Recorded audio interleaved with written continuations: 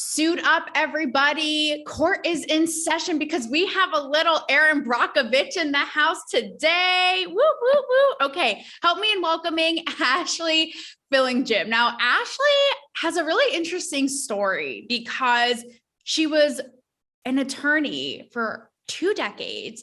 She represented Fortune 500 clients, and now she's kind of gone down this rabbit hole, so to speak, seeing all the effery going on with deplatforming and censorship. So she's really kind of explored and moved into this space. And I'm going to tell you what kind of the kicking off point was for that. That was really interesting. She goes by Kick Ash Law, living a kick ash life, baby. That's right. And she, like I said, is really going to enter this chat today to talk about her passion of helping entrepreneurs, people with a business, people with a message, to go at it full tilt and protect themselves legally. She also runs Sandstar Law, where she helps set entrepreneurs and clients, right, protect themselves legally, and also living my dream life. It's fine. She accidentally owns a coastal wine shop. I mean, really just living the life of my dreams. So Ashley, welcome to Cancel Me, Baby. I'm excited to go on this journey with you today.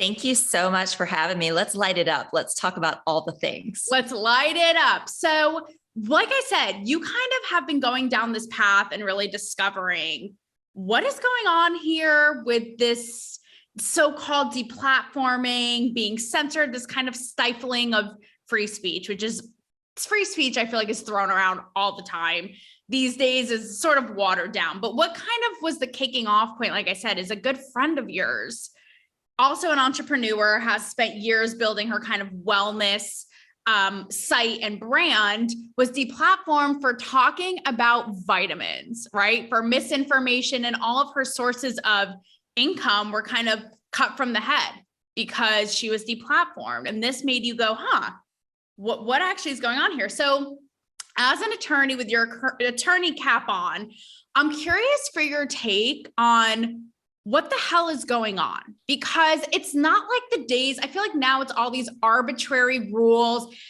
private companies like Twitter deciding, and it's sort of these unspoken rules, right, that have sunk down versus say like the Howard Stern era. It was a little more clear cut. Like you had the FCC, you can say this, you can't say this, or you'll get kicked off the radio, where now it's a big mess. So what is your take of your findings and what fires you up about all this? Well, you're right. I am not a First Amendment attorney, and fair disclaimer, this is not legal advice. But when this happened to a friend of mine who has a podcast, after she interviewed a doctor about the healing power of vitamins and vegetables, she was shut down. She got a letter that said, you're done on our platform. So all her courses, all her things were on there. And I didn't understand the extent to which that would affect somebody's business. So she's asking questions, and I go down the rabbit hole because I get really interested in this, because I believe in curiosity and I believe in the ability to speak your mind. And she kept saying, my free speech rights have been violated. And I said, girl, no, they haven't. She said, yes, they have. I'm like, no, your free speech rights have not been violated, because here's the deal. We have the freedom of speech under the First Amendment. The First Amendment keeps the government from enacting laws that prohibit our speech with certain limitations, the government. But it was a company that deplatformed her. There are multiple platforms out there where we build our businesses, we share our voice. Like Twitter, right? So Twitter's private, and then they can decide. And really quickly, I think that your friend's story is a really powerful one for the naysayers, because I often see people going, this whole cancel culture censorship, it's not real. People who complain about it, they just don't want to have accountability. They just want to be able to say whatever they want and don't have repercussions. And to an example like your friend here, this is somebody exploring something totally legitimate. And, that's why I think that's a really, strong example of the fact that it has permeated and it is everywhere. Well, here's what's so interesting about that. The letter that she got from this platform said, you are shut down because you're spreading misinformation. Yeah. Okay, who at a tech company is making a decision about peer-reviewed studies involving vegetables and the impact those might have on helping one battle cancer? Okay, so what we sent back, without violating the attorney-client privilege, we sent back something saying, okay, I would be happy to show you the studies that would at least keep this out of the misinformation category and kick it back into the curiosity category. And by the way, dear president of said platform, we would like to have you on the podcast so that you can share your position on this. Crickets. You know what that reminds me of is Dave Portnoy was hit. I have a really weird, he's the founder of Barstool Sports. Our paths have this serendipitous way they keep crossing. But Business Insider basically did a string of hit pieces on him, accusing him, very botched pieces, accusing him of basically Me Tooing, sexual assault, all these things. I wrote a piece about it because of everything we're talking about, right? Didn't get picked up, but it got his attention, and he ended up coming on my show for an awesome conversation to talk about it for an hour. But what's so interesting is he did the same thing. He went to Business Insider going, why don't you come sit down with me? We'll bring a camera crew. Everything's fair game because I don't feel like these pieces are fair. Let's talk it out. And same thing, crickets, right? Yeah. So it's interesting because these people are high and mighty. And then when it comes down to it, where's the backup to walk the walk, right? Right. And I think some of what happened here, maybe not in his instance, but what's happening to folks who maybe are in the category of my friend who are getting deplatformed in various places, is that the bots are out there searching, and it's overbroad what they catch. And then the humans have to get involved and make a decision what to do. And from a legal standpoint, having represented companies for years, they have terms and conditions of use, right? Mm-hmm. Nobody reads them. It doesn't make any difference anyway, because it's take it or leave it. And those terms and conditions say we get to make a decision. But in order for them to be effective and to protect the company, they have to apply it evenly or the same way across the board. And so the companies are probably erring on the side of caution. But again, who makes that decision? What's interesting though about that is that, right, it's kind of the same rules apply to everybody, but I feel like there's such a double standard when it comes to canceling, so to speak, or punishing or reprimanding people in entertainment, media, pop culture, right? That kind of thing. It's like we've seen, an example I give is, Gina Carano. She's a star. Well, she was of, the Star Wars, this big Star Wars show. And she was canceled by Disney for posting a meme. Pedro Pascal, she's right-leaning, right? Pedro Pascal, also a star of that show, posted a very similar meme. He's left-leaning and he has his job, right? And she was fired. I mean, same thing goes, right? Like Whoopi Goldberg and her comments on The View about the Holocaust. If that were anybody else, they would be so canceled. So that's what's interesting, is that in theory, it should be consistent. I've talked about this a lot, but that's what I mean about these kind of unspoken, made up arbitrary rules. It's like so case by case. And I feel like it's so not consistent. So many people get a pass and there's such a double standard, Well, it's interesting. I mean, you've got deplatforming, taking somebody else, you've censored them. This is not quite cancel culture, but it moves into that. And the whole social concept of cancel culture is feeding corporate culture in how they approach this. And it's concerning that we are in a culture where we don't have discourse, where we don't disagree. Well, that's what's so interesting, your point about deplatforming, because the naysayers and the skeptics will go, that's not really canceling. But in a way, to your point, it's taking away somebody's visibility. Like your friend, it's cutting off their income, their revenue, right? It keeps people from actually seeing them and engaging. So you're right. It's like, and then what? These big companies take a cue from that on a larger scale, but there's so many levels of it that it's everywhere now. It's a slippery slope. And from my perspective, it's a societal problem that we can't learn from one another and disagree with one another and have some disharmony. Yeah. That's how we learn. 100%. That's that is the summary of my show, Cancel Me Baby, right? It's like, come at me because we need to have these conversations.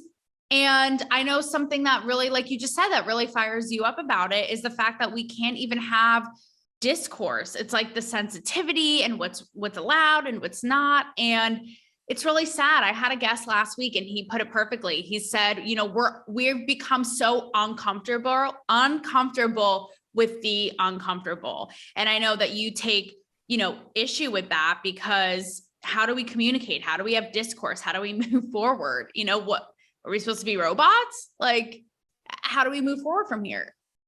Here's a really interesting thought that I found when I was researching this for my friend. Right, there was a fella in 1997. His name was Michael Landier, and he wrote an essay about internet cancellation, internet censorship. And he said the obvious that we're talking about, that is, it's counterproductive. It shuts down conversation. But the other thing he said that I can't get it out of my head. He said, those who impose censorship must consider what they censor to be true, because if they believed their position alone to be correct, they would just debunk it and move on. That's interesting. Right? Yeah. The canceller or the censor is a little scared that there might be some truth in what's being shared. That's really an interesting concept. And, I would encourage people, because we become so in our little boxes.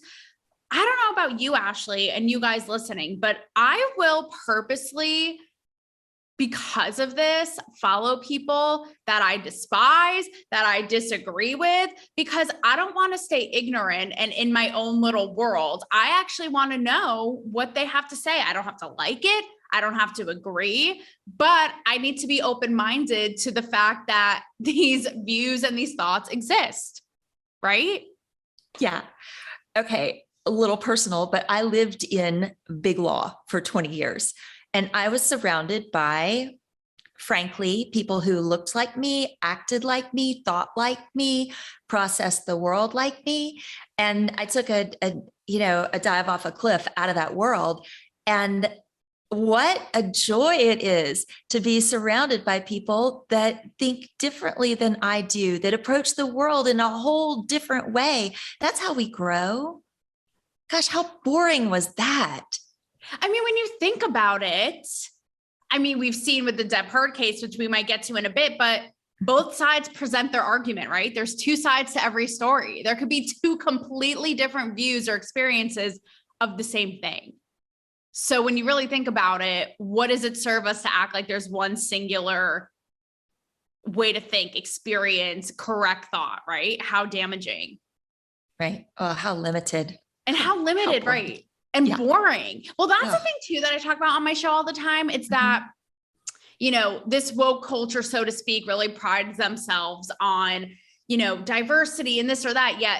They're the first to bully, attack, shut somebody up who has a different outlier, thought or opinion or way of thinking. Right. So one is not like the other. Like, why does it not apply, to our dialogue? It's really sad. You want a little ray of hope in here? Yes. Let's throw some hope in the mix.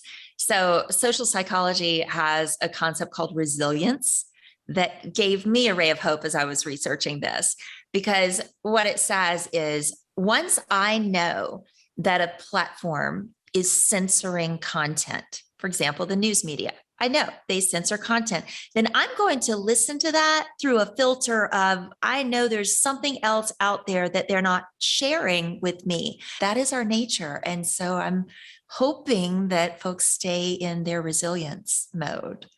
Yeah. Curiosity and freedom and resilience, right? They all kind of go hand in hand. Mm-hmm. I'm really thinking about this example that you gave. We're going to get into some pop culture-y, celebrity and expression and speech and And lastly, I want to talk about, how do you protect yourself? Because to your point, it is all a slippery slope, right? And it's all very unknown and could be at the flip of a switch, you're turned off. But I'm really thinking about the example you gave about the canceler, right? Kind of being, they're canceling because they're like threatened. Maybe there's some truth in it, right? They can't handle an opposing thought. That whole concept is really interesting.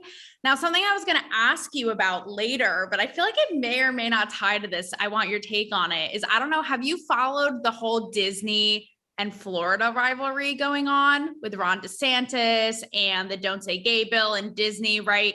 So Ron DeSantis, for those of you who don't know and you're living under a rock, proposes this bill that prohibits, grade school kids being taught about sexual orientation, all this or that in the classrooms.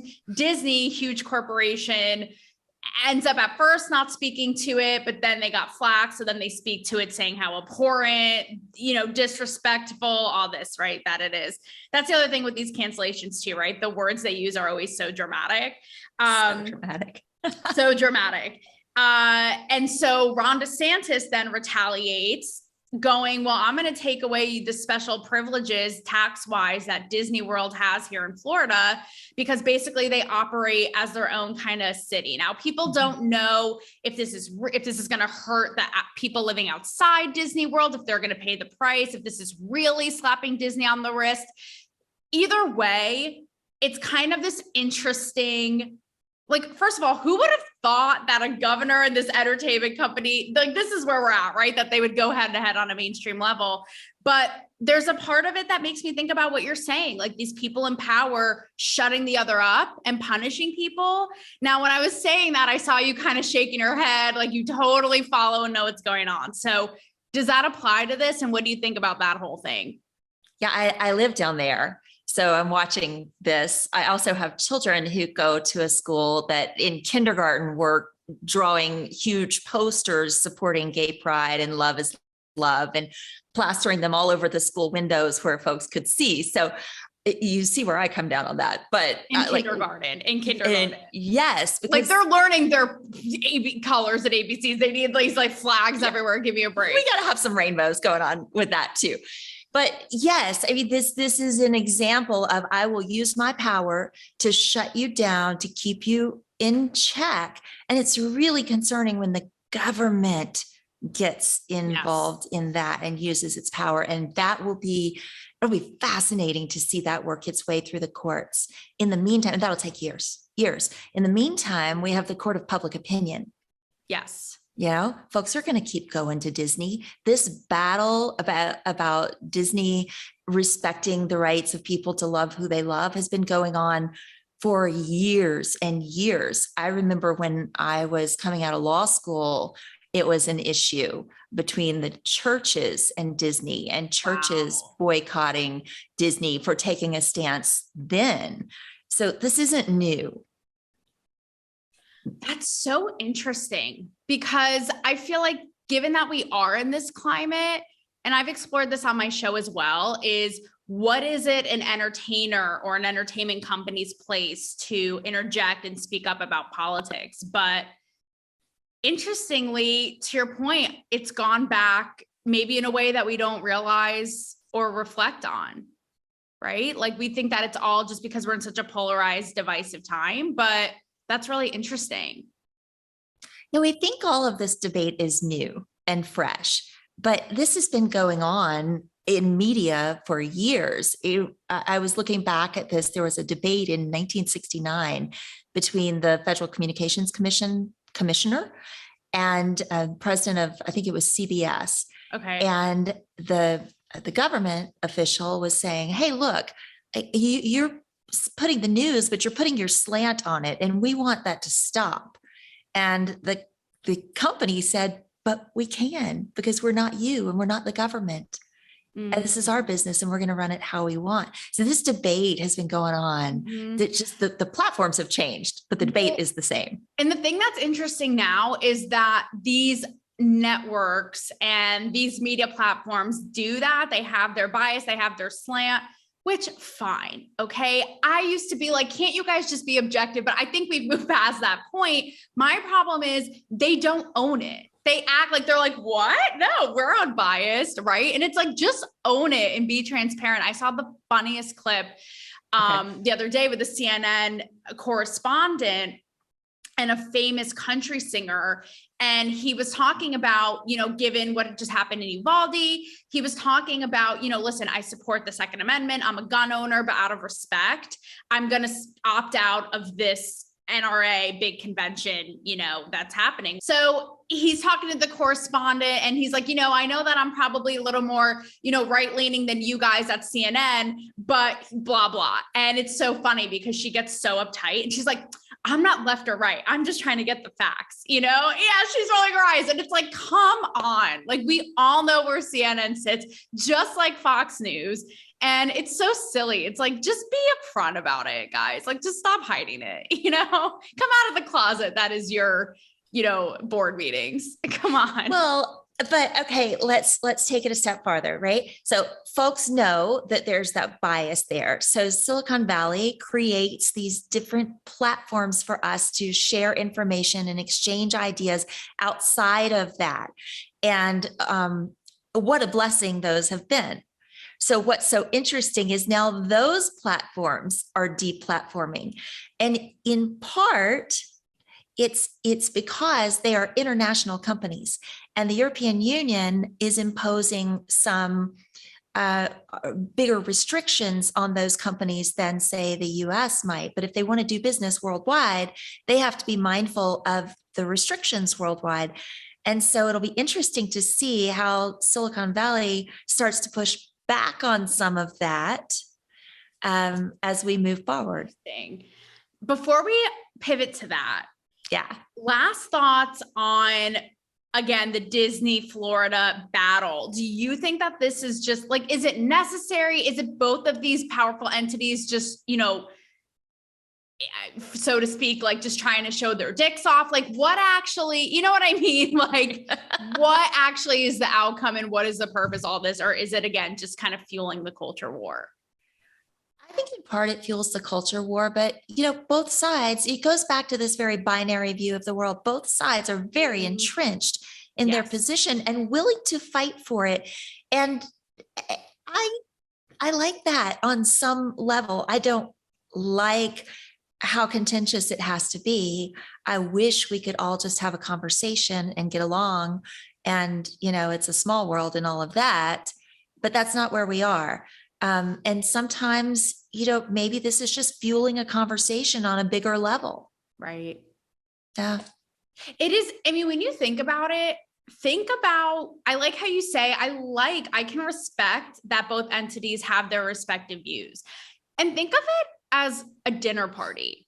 How boring would it be if everybody was just a carbon copy of the other person, had the exact same point of view, experience, thing to say, which is, I feel like, what they want us to be these days. How boring. I mean, isn't that what's so, exciting and liberating about being human, right? Like evolving and bringing different ideas and making people think about things. It's different when it's the government versus a platform that you chose and you decided to sign on to. And that's scary. That's true. No, that's where I take very, very much of an issue with it. And I think the thing is, like, even though these companies like Instagram and Twitter, to your point, you don't have to use them. But the scary part is they've become our way of communicating. I mean, you have world leaders literally, like in Ukraine, they're like, Elon Musk, can you help us on Twitter? Like, it's become our way of communicating. So that's what's kind of scary. They're kind of like mini governments in and of themselves, right? Like dictating the flow of conversation and language and information. So so we just have to be very aware of what we're consuming and the limitations on the wholeness of what we're seeing. Right. Yeah. Now, speaking of, and I realized I said the expression wrong. I think it's to pull their dicks out. But speaking of, let's talk. I don't know where you sit politically, and I don't think that it should matter when it comes to this. I think that this is very concerning, but you talk about Silicon Valley and these private companies making decisions. What are your thoughts on when Trump got banned from Twitter, from Facebook for, they said he was inciting violence. Really quickly, I'll just say Emily Ratajkowski, famous model, music video vixen. I thought she said it perfectly, saying if they can shut him up and off, they can shut any of us up and off. And she got so much flack, but isn't that it? I mean, that is the very definition of censorship, right? That we're going to shut you down because you're spreading misinformation, you're saying something that's politically unacceptable, you're endangering somebody, or it's obscene. Okay. So they get to make that decision, but it is very scary. I agree that, any of us could be shut down for having an opinion. Yeah. Let's talk about some of the kind of smaller, and these are kind of pop culture, fun pop culture examples, but I think while they're not as, massive as, the president of the United States getting shut out, right? I do think that it's kind of these little day-to-day interactions and exchanges and people having to apologize, whether it be joking or whatever, that has seeped so far into our psyche that we're so scared and walking on eggshells with what we say. So here's an example. Again, this isn't necessarily like a compelling argument someone made moving, cultural dialogue forward, but Avengers cast members, a couple of years ago, Chris Evans and Jeremy Renner are sitting down with a female reporter. Okay. And she asked them about Scarlett Johansson's character, Black Widow, her romantic, something like who she's romantically, her character's flirting with or seeing in the movie or whatever. And they're at the end of promoting this movie, like they're exhausted, doing this whole promotional run. And Jeremy Renner makes a comment like, oh, that one, she's a little slut. And Chris Evans starts cracking up and he's like, yeah, that whore. And even like, they're all just like cracking up. They're joking. Even the female reporter is like cracking up. And they ended up having to come out and apologize, saying it was so juvenile. It was so tasteless. There was one tweet saying, this is how deeply integrated, sexism is, and men are how oblivious men are. So I think while it's minuscule, I just wanted your thoughts because I think it's such a poignant example of even jokes. Like, what's the line, right? Before we hopped on, you're like, let's walk the fine line. So when it comes to, celebrity or not, and, speaking up or joking, conversing, like, what's the line? Have we lost sight of like, even, humor? What if a woman had said that? What so if say a woman... say Scarlett Johansson was like, oh, he's a Playboy womanizer trying to F everything. No, well, okay. Yeah, there's that point. It probably wouldn't have been received the same way. But what if another actor who's a woman came on and said the same thing? Like, she's a little hussy, that one. Oh, that bitch, that whore, right? It would hit differently. Yeah. And guys have to walk eggshells these days. It's true. Where is the place for humor? Where is the grace for them being at the end of their campaign? But then you can see how hard women have fought for the right to have a voice, to be respected, to be accepted in the boardroom, all of these things. So I'm not trying to be wishy-washy. I'm just saying I can see both sides of this. But why are we so hard on one another? Why are we so punishing? Right. And that is my point. Not that I'm defending these guys. If I were in the room, maybe I'd be laughing, maybe not. I don't know. I wasn't there. But again, it's that idea of examples like this sinking into our day-to-day interactions with family, with friends, in a board meeting, to your point, and we talk about the dramatic apologies. It's again, like both of these guys coming out, it was so juvenile. It was so tasteless. It's like, was it totally necessary? Probably not. But also, like, really, do we really need to go to these, like, come on. Also, it's to your point. It's like, okay, when's a joke, and when's it malicious? Yeah. Let's give folks the benefit of the doubt once in a while that people, I think, genuinely, maybe I'm naive, but I think people genuinely, for the most part, have the best of intentions. but we are human. And everything we say and do is caught on camera, on film, and everything today, not just movie stars, not just celebrities, but all of us. So let's give one another a little bit of grace. If they're like, oh, I don't want to get myself in a bind legally here and say the wrong thing, so I'm just going to bow out. I don't know if that's also a slippery slope. You're talking about defamation, right? Intentionally, or slander is spoken, defaming is written, like intentionally taking someone down using false information. That's one thing. I see where we're going here, right? Well, that's to your point. Yeah. And I guess the guest I had on last week is very clear, because it all has become so mishmash, wishy-washy, slippery slope. But he brought a good point, which is what you're saying. Like, it's all become so subjective and arbitrary, but at the end of the day, the law is the law, period. So, right. It's like, where is the line? And I have a personal experience about this I want your take on. And then when is it actually defamation, right? Like, there's the law to determine that right there. Right. But even there, somebody's got to make a judgment call based on the facts that are presented. Was it intentional? Was it malicious? Was it untrue? An example of what I'm talking about, right, is I wrote an op-ed a couple years ago calling out Chrissy Teigen. I was calling her a hypocrite. It was an opinion piece saying she was claiming to have been getting bullied on Twitter. And I said, you're being a hypocrite because you're turning around bullying these random people on Twitter, right? So it's like, pick a lane. So she ends up, it got national attention. She came after me. She came after the outlet it was for, VH1, very publicly, and cancel culture before its time. Basically, VH1 sided with her. So I decided to walk away. And it was the most unnerving experience. It ended up working out in the end, but I was like fresh in my career. I was like, oh my God, my career is going to be over. And the part of your brain I wanted to pick is, at the time, I remember going, can she sue me?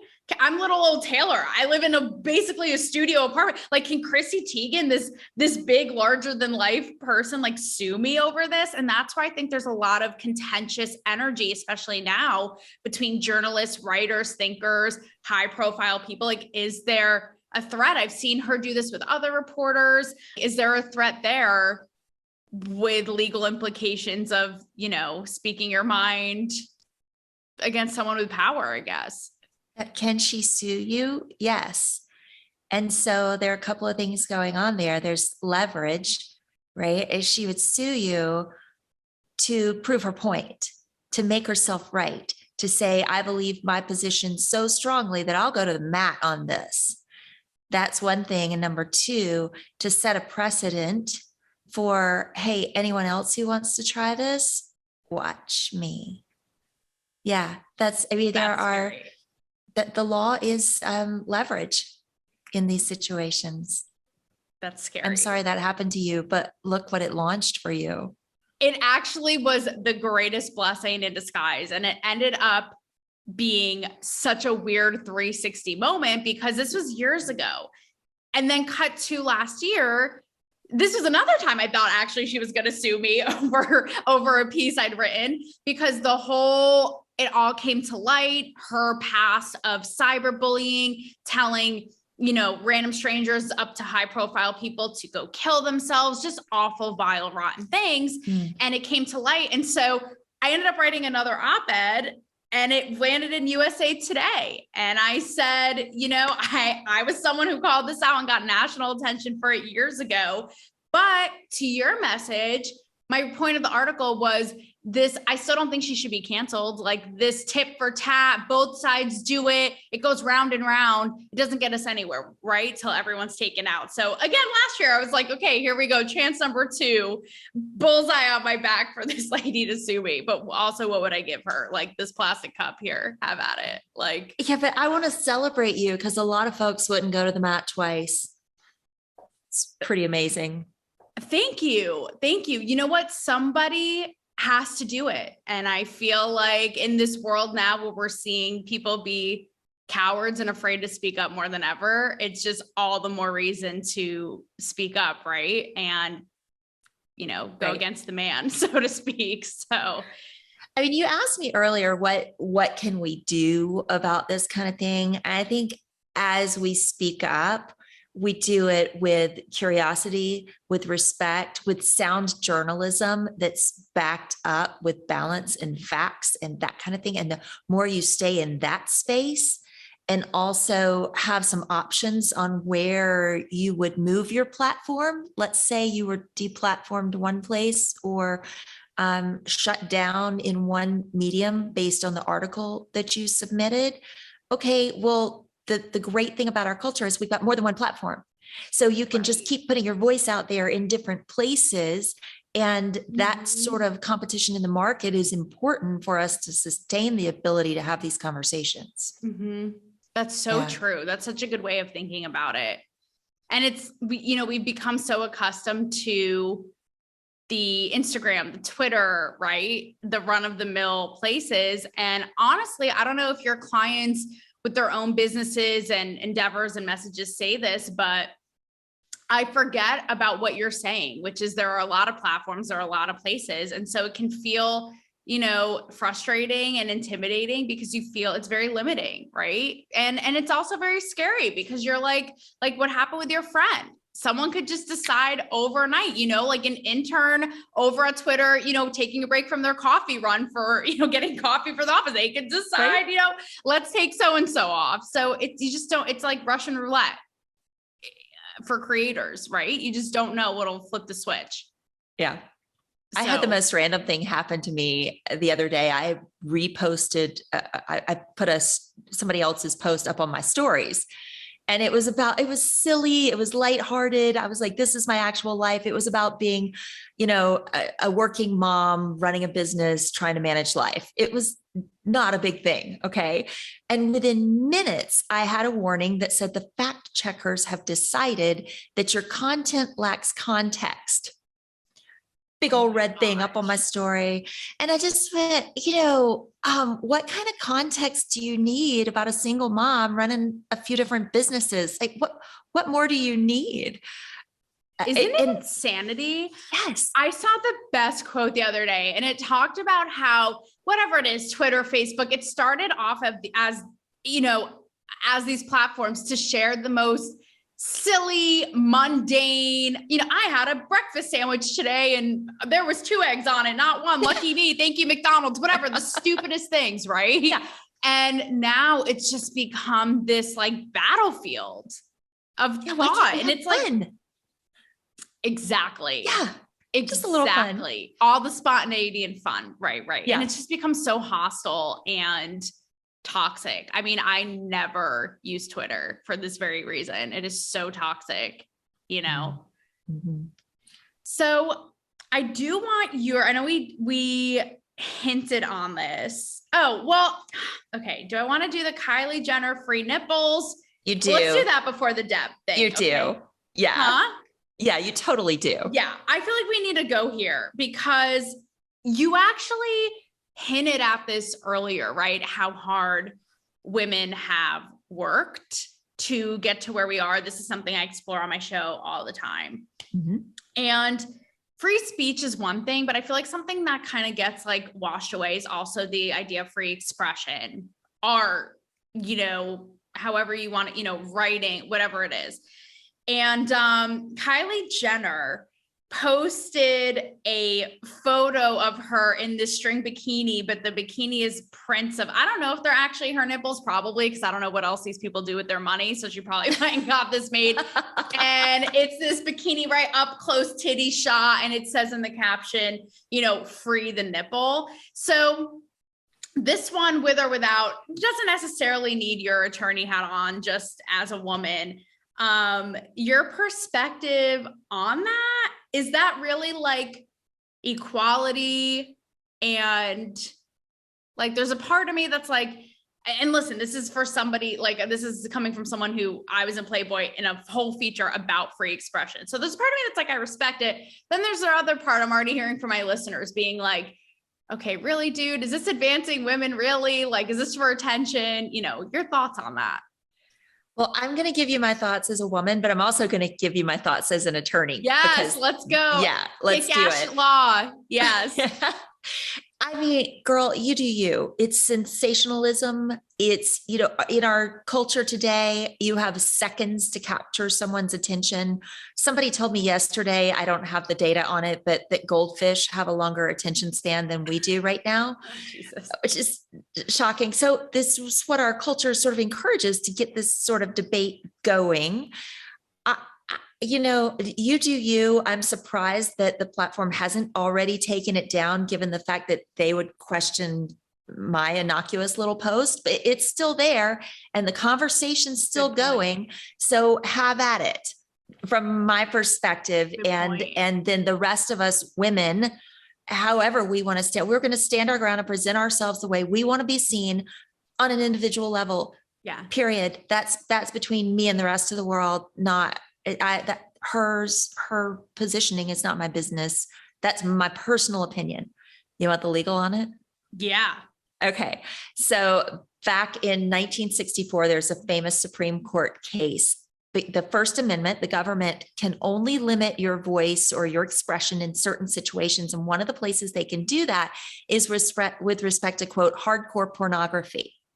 Okay. And the Supreme Court justice is famous for having said, well, I can only define obscene so many times. Like, really, I know it when I see it. It's subjective what's obscene. I'll know it when I see it. That's the Supreme Court in 1964. Like, what does that even mean? What does that mean? And how do I make my decisions as a company based on what's obscene? If it's, I'll know it when I see it. So what might be obscene to me isn't obscene to somebody else, so that's my point about the picture. It definitely is attention grabbing. What's your perspective? That's really interesting. And also, I feel like I definitely have strong opinions, but I feel like that's almost an issue I have with to bring it back to the DeSantis, sexuality with kids bill. It's that idea. It's like, I'll know it when I see it. Like, a problem I do have with it is that it is vague. And it leaves for that subjective, like don't talk about orientation or how you identify sexually with kids K through, I think it's 3, but it's like, well, what does that even mean? Right. So I think that's ripe for all kinds of issues. It's like that subjective thing, but I'm going to take the Kylie Jenner thing somewhere else. Okay. I actually find it interesting how, we see this going on, right? And you can applaud it and be like, yeah, girl, I've gotten such a mix already of responses from my viewers. Like, yeah, girl, go at it, free that nipple. And others being like, yeah, okay, attention, we get it. Like, move it elsewhere, right? Like sensationalism, titillizing, so to speak. Great. And I feel like when you zoom out, right, we're also in a culture that complains about every little thing. I talked about this with my guest last week, but it's like, we're so spoiled that we've run out of things almost to complain about. So we come up with all this stuff, right? And especially about being a woman, I feel like there are still so many complaints about, women being like suppressed or, under the patriarchy's thumb and not being able to make choices in this and that, right? And while it's certainly not perfect, I also I look at this, right? And I'm like, think about countries in this world right now where a woman literally would be shot. I'm not even exaggerating, and not to be dark, would be shot dead in the street for that. So, oh gosh, you're right. Right. Yeah. I think about that and I'm like, man, whether you love it or hate it, like, let's put some things in perspective. Like, at least we are in a place where if that's how you want to express yourself and you, like you said, you do you, we have that privilege and that right here. I mean, think about even in Afghanistan, right? Where women now have everything taken out from under their feet, education, ability to be their own, liberated, in work and at, school, sexually, whatever it is. Like I said, you'll get, there are some countries where literally women are stoned to death in the street for stepping out of line for an affair, whatever it is.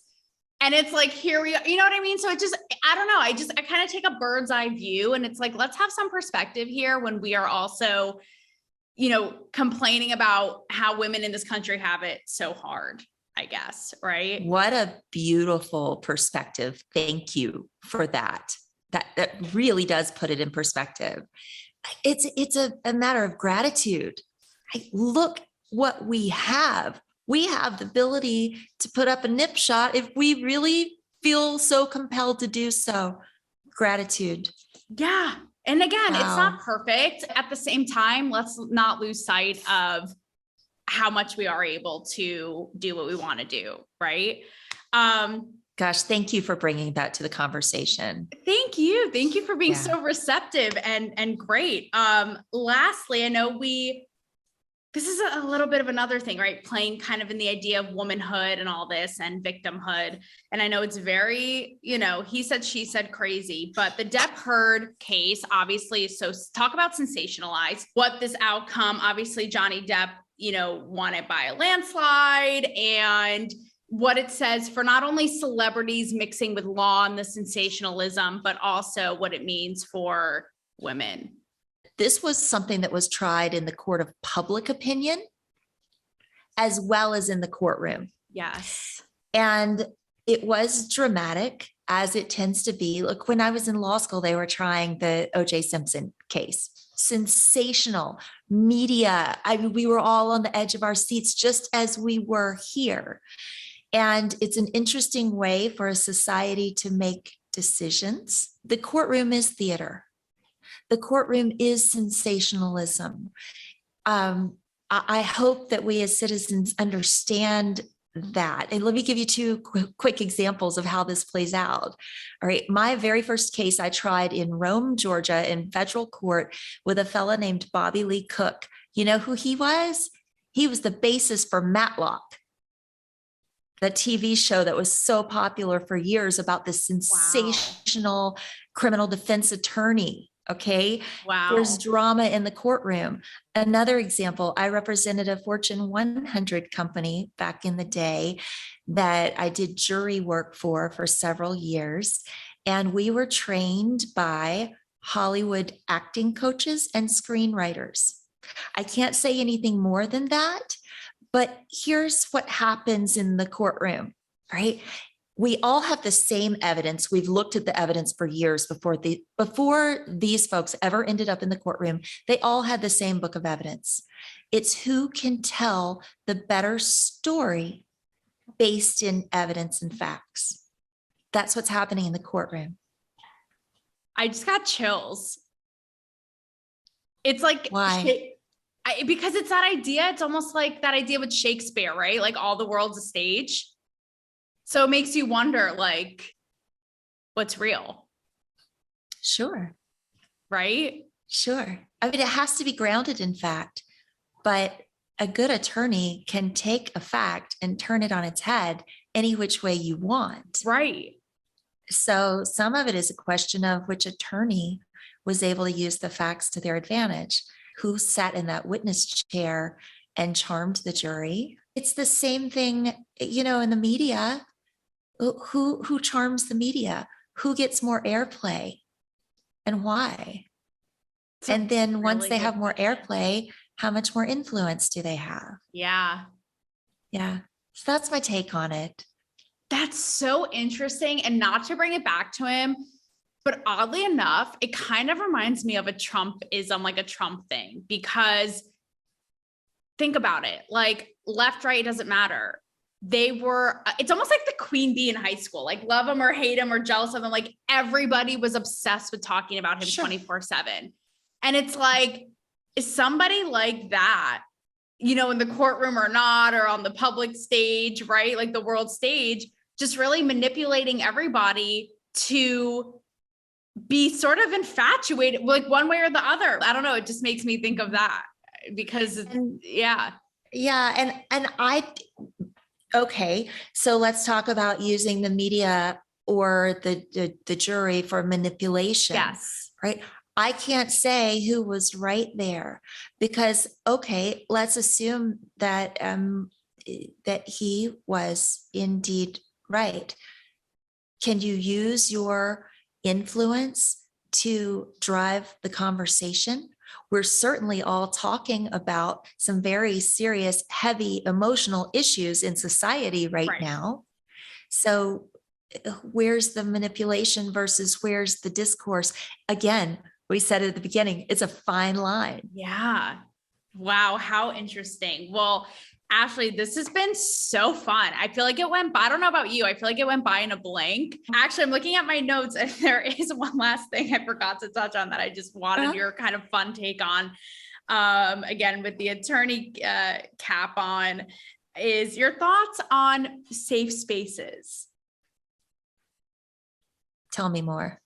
So safe spaces, I feel like is this thing now that's percolating, whether it be in schools, in corporate, businesses, whatever. And it's like, I need my safe space, right? It's like a safe space free of like trigger zones and all this. And I kind of see it as a silly, like, an indicator of how sensitive our society has become. So just wanted to see if you had any thoughts on the idea of, safe spaces taking the world by storm.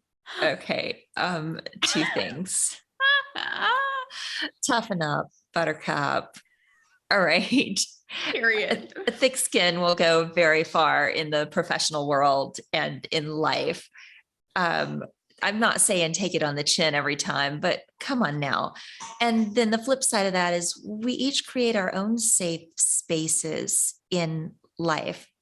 Each of us has had trauma in our life, and we learn how to carve out our own personal way of dealing with those things and processing them.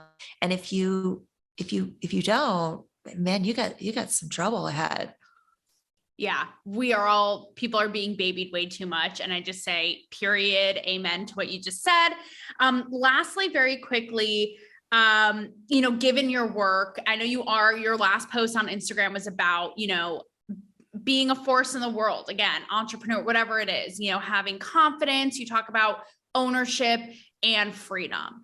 So given that you said, my clients do have concerns in this space, given those concerns, given all the slippery slopes, given your passion to build people's confidence and assurance, quick, tips for people to navigate the space, move on with their message and, move forward. Yeah. Be aware of the situation. Understand that you are building a house on rented land and have a contingency plan in place. Understand what your backup platforms are. Understand before you build a business on a platform, what the risks and limitations are. Have your content is yours. The platform is the company's. So have your content ready to move at any given time so that it doesn't shut you down, so that you can very quickly continue to share your message. And then also, like I said, practice sound journalism. Stay in your truth. Stay in spaces that you can back up what you're saying. Come at it with an attitude of discourse and not harming one another. And I think those are the good places to start. Awesome. Well, thank you so much. I so appreciate your spunk, your willingness to just be on the spot. I didn't tell you any of this beforehand. So I so appreciate your willingness to go there and offer your perspective. Ashley, thank you so much. What a pleasure you are. Oh my goodness. Thank you so much for having me. And thank you for sharing your voice. You are going to touch so many people. Yeah, you're really going to help move the needle in the right direction of how we continue to grow with one another. Yeah. Thank you so much. That is the goal. So I so appreciate that. And I so appreciate you being a part of it. And I don't know about you guys, but I'm going to move forward with this energy and live a kick-ass life. So let's do it.